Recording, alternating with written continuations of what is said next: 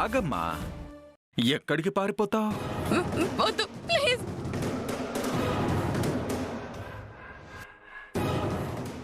నీకు దండం పెడతాను, నన్నే చేయకు. నువ్వు ఎంత గింజుకున్నా వదిలే ప్రసక్తే లేదు. రా సరస్వతి. ప్లీజ్, నీకు దండం పెడతాను, నన్నే చేయకు.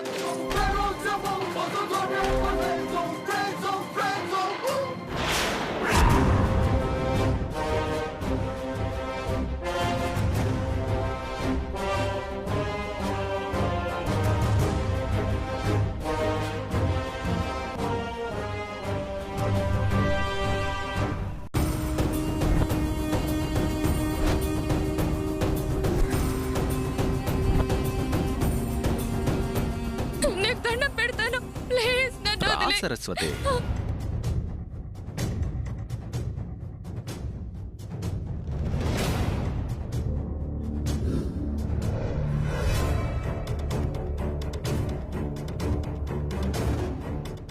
రమ్మన్నానా?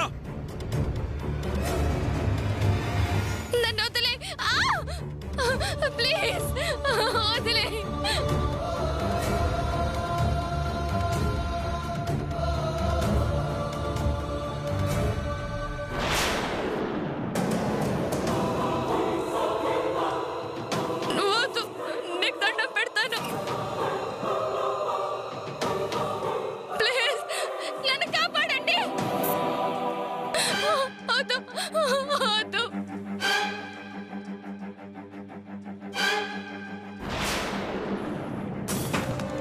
సరస్వతి, సరస్వతి,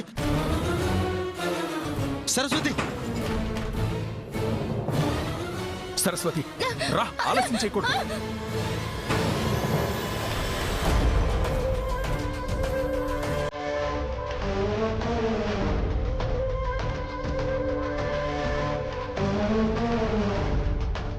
రా సరస్వతి, ఇంకా ఆలస్యం చేయకూడదు.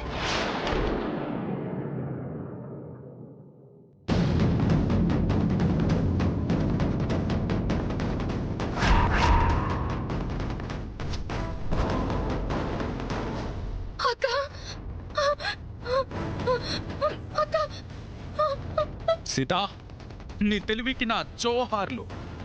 దొంగ చేతికి తాళాలు ఇచ్చినట్టు నీ ఇంట్లోనే బంధిస్తే కనిపెట్టలేవు అనుకున్నాను, కానీ కనిపెట్టేశావు. సరస్వతి, నీకేం భయం లేదు, వీడు నిన్నేం చేయలేడు. మీరు కూడా సరస్వతిని కాపాడలేరు. రావే.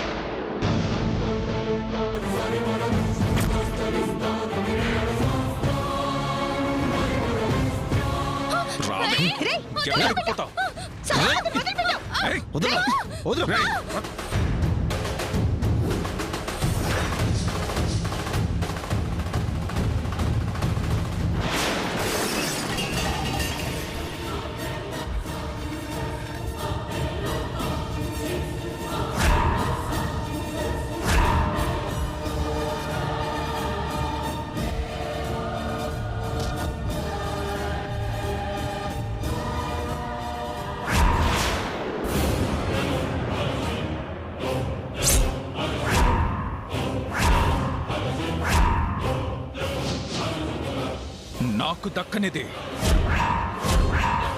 ఎవరికి దక్కనివ్వను.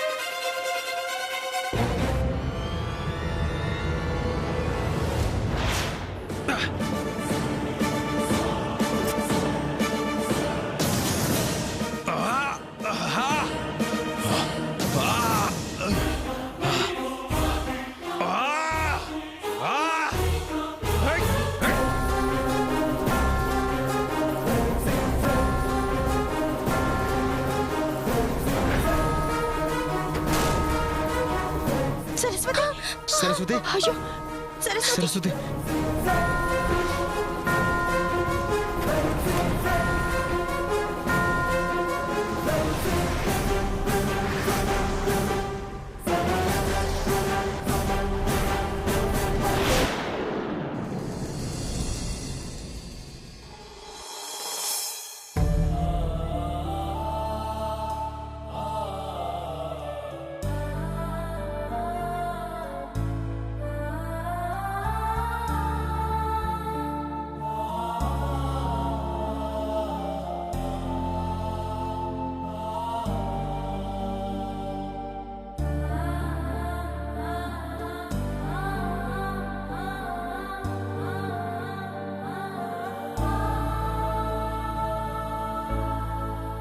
నీకు అసలు బుద్ధుందా సరస్వతి? నేను వదిన నచ్చకపోతే మేమేంటో అర్థమయ్యే వరకు మాకు దూరంగా ఉండాలి. కానీ అర్ధరాత్రి పూట ఆ నీచుడు ఫోన్ చేస్తే వెనక ముందు చూసుకోకుండా వెళ్ళిపోతావా? నీకేమన్నా అయితే నేను తట్టుకోగలనా? అసలు బతికుండగలనా?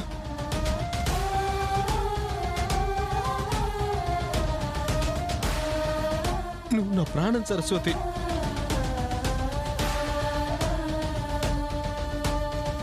నువ్వు నాకు దూరంగా ఉంటే అన్నయ్య వదిలిని కలవాలనే బాధ తప్ప, లేదంటే జీవితాంతం నీ సంతోషం కోసం నీకు దూరంగానే ఉంటూ నేను చూస్తూ కలకాలం గడిపేస్తాను సరస్వతి.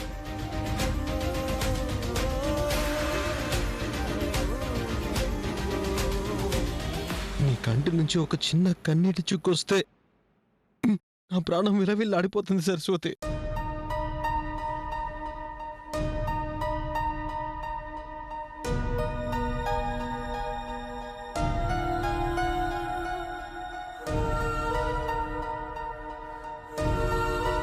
సర్లే శ్రావణ్, తనేదో తెలియక చేసింది. ఇప్పుడు తెలుసుకుంది కదా, వదిలేసాయి. అది కాదు వదినా. నువ్వు తెలివిగా సరస్వతి జాడ తెలుసుకున్నావు కాబట్టి సరిపోయింది. లేదంటే నా ప్రేమ సంగతి తరువాత ఆడపిల్లగా తన జీవితం నాశనం అయి ఉండేదిగా.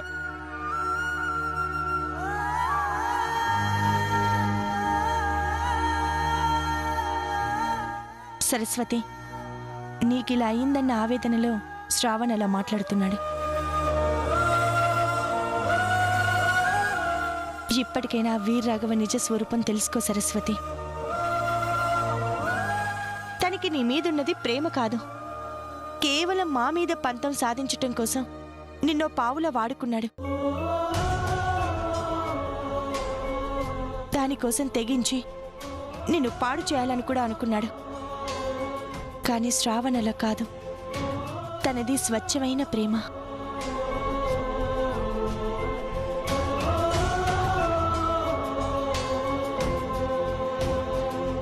అందుకే నీ పర్మిషన్ లేకుండా, నీకిష్టం లేకుండా నిన్ను టచ్ కూడా చేయలేదు. సరస్వతి, ఇలా జరిగింది కాబట్టి అడ్వాంటేజ్ తీసుకొని నీకు చెప్పడం లేదు. నీ జీవితం బాగుండాలని చెప్తున్నాను.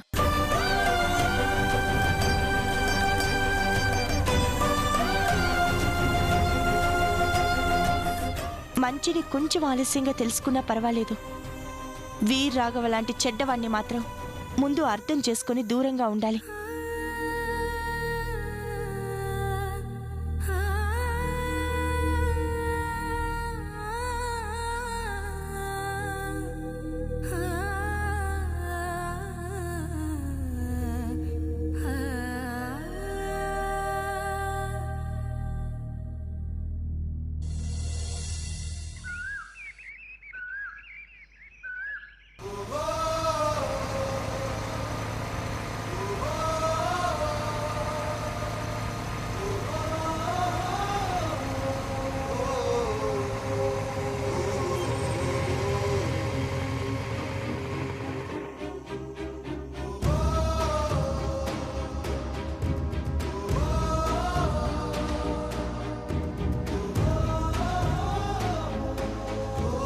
హాయ్ గారు, సరస్వతమ్మ గారు వచ్చారు.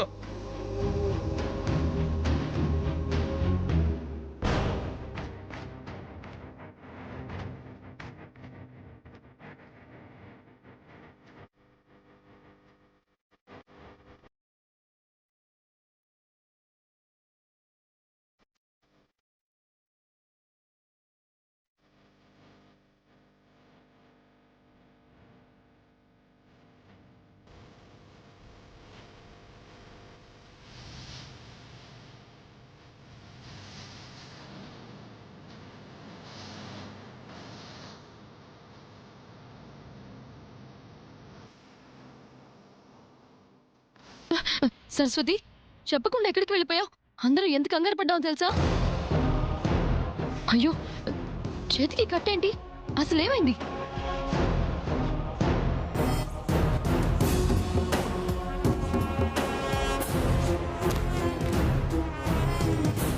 నాని, నిన్ను అనవసరంగా నోరు పారేసుకున్న వాళ్ళకి చెప్పు.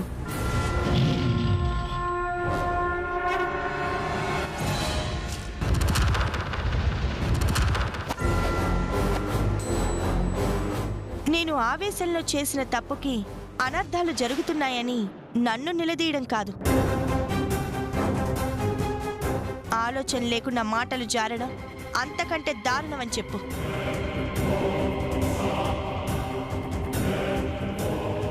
నింద చేసే గాయం ఎప్పటికీ మాసిపోదు. కొంచెం ఆచితూచి మాట్లాడమని చెప్పు. మీ అన్నయ్య ఊహించుకున్నట్టు ఏం జరగలేదు. వీర్ రాఘవ సరస్వతిని కిడ్నాప్ చేసి తన జీవితాన్ని నాశనం చేయాలని చూస్తే కాపాడి తీసుకొచ్చామని చెప్పు.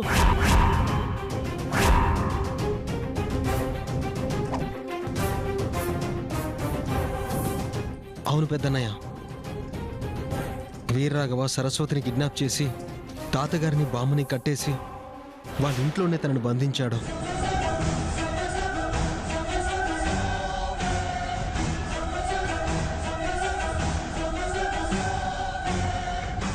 వదిన తెలివిగా ఆ విషయం తెలుసుకుంది కాబట్టి సరిపోయింది. మేము వెళ్ళడం కొంచెం ఆలస్యమైనా వాడి చేతిలో సరస్వతి జీవితం సర్వనాశనం అయిపోయి ఉండేది.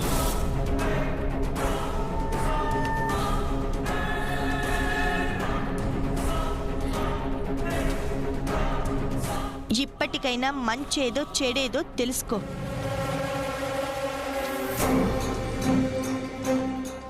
తీయని మాటలు చెప్పే వాళ్ళని నమ్మితే జీవితంలో చేదు మిగులుతుంది. కఠినంగా ఉండేవాళ్ళు ఎందుకలా చేశారో అర్థం చేసుకుంటే భవిష్యత్తు బాగుంటుంది. ఇప్పటికైనా ఎవరు ఎలాంటి వారో తెలుసుకుంటే మంచిది.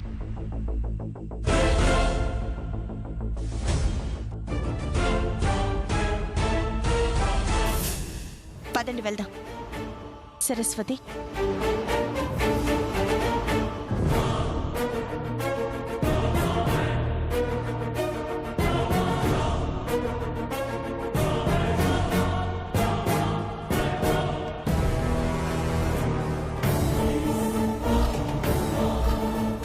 ఈ వీర్రాఘవ గాడి ఆవేశం నేను చేయాలనుకున్న పనులకు అడ్డు తగిలేలా ఉంది. ఏదొకటి చేయాలి.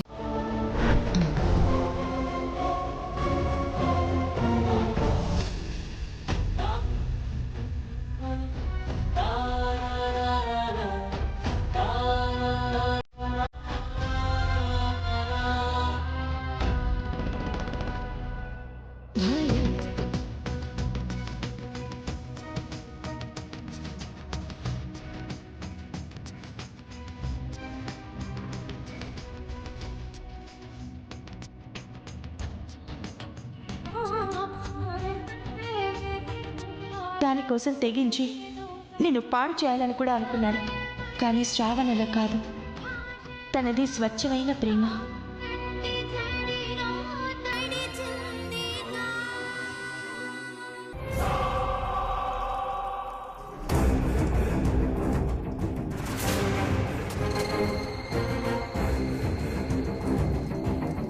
ఇదేంటి ఒంటరిగా తెగ ఆలోచించేస్తోంది? దీని మైండ్ సీత వాళ్ళ వైపు డైవర్ట్ కాకముందే అడ్డుపడాలి.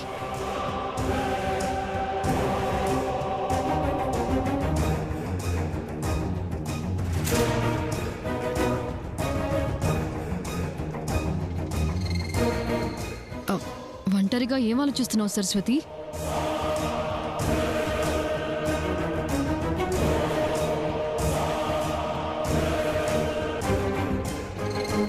సారీ సరస్వతి, ఆ వీర్రాఘవ గాడు నీ పట్ల ఇలా ప్రవర్తిస్తాడని నేను అస్సలు ఎక్స్పెక్ట్ చేయలేదు.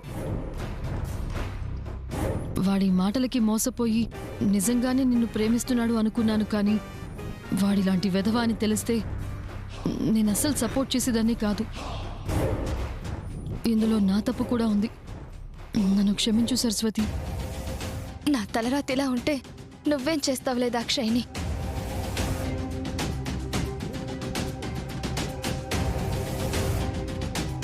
ఆ, బాధపడకు సరస్వతి, జరిగిందేదో జరిగిపోయింది, వదిలేసి. నా పరిస్థితి ఏంటో నాకే అర్థం కావడం లేదు దాక్షాయిని.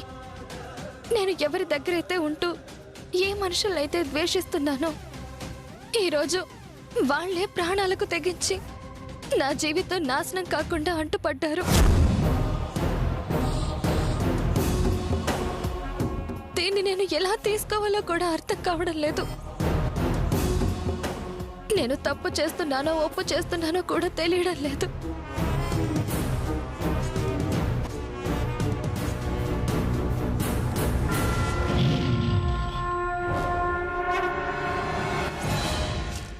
దీనికి మళ్ళీ కన్ఫ్యూజన్ మొదలైంది.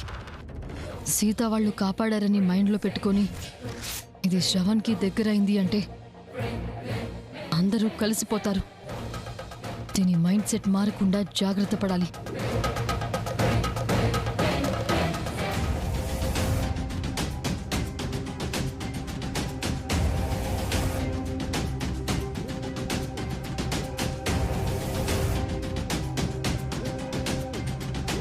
మన ఇంటికొచ్చే ఏ ఆడపిల్లైనా మన కారణంగా కన్నీరు కార్చకూడదు.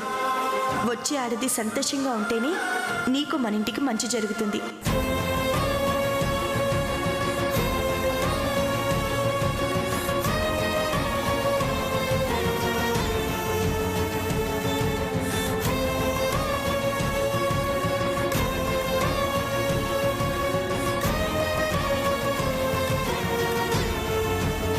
ఆనాడు లోకం రాముడి మీద నింద వేసినందుకు సీతమ్మ తల్లి శిక్ష అనుభవించింది. ఈనాడు ఏ పాపం తెలియని రామరాజుని భార్య సీతే లోకం ముందు తలదించుకునేలా చేసి శిక్ష వేసింది.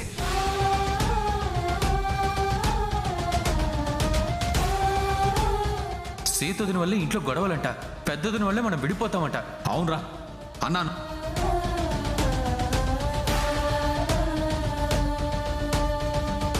తల్లిలా చూసుకున్నందుకు బాగా బుద్ధి చెప్పావు. ఇదంతా నీ చలవే. నన్నొక తల్లిలా ఆదరించిన వదిన పట్ల నేనెందుకింత మూర్ఖంగా ప్రవర్తించాను? వీర్రాఘు మంచివాడు కాదు కాబట్టే శ్రవణ్తో బలవంతాన సరస్వతి మెడలో తాళి కట్టించాను అని వదిన చెప్తున్నా కూడా అది నేను అర్థం చేసుకోకపోగా అన్నయ్యని ఎందుకు రెచ్చగొట్టాను? చిన్నవాళ్ళైనా శ్రవణ్లు నానిలు అర్థం చేసుకున్నంత కూడా వదిన నేను ఎందుకు అర్థం చేసుకోలేకపోయాను? వదిని నేను చాలా బాధ పెట్టాను. వెంటనే వెళ్ళి వదిని క్షమాపణ అడగాలి.